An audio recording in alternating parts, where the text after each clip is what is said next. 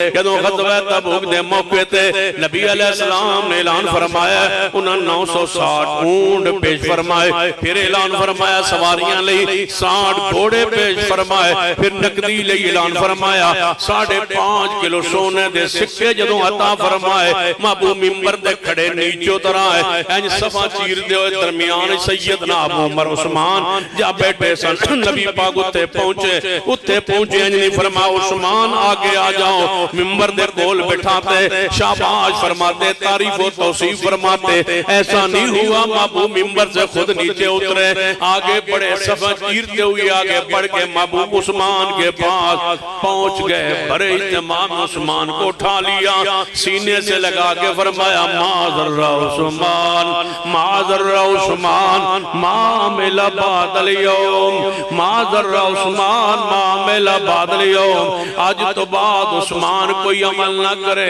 تامی جنتی ہے، معذر عثمان ما عمل بعد اليوم، آج کے بعد کوئی عثمان سے خطا ہو جائے تامی عثمان جنتی ہے، معذر عثمان ما عمل بعد اليوم، عثمان جو چاہے کرے عثمان پھر بھی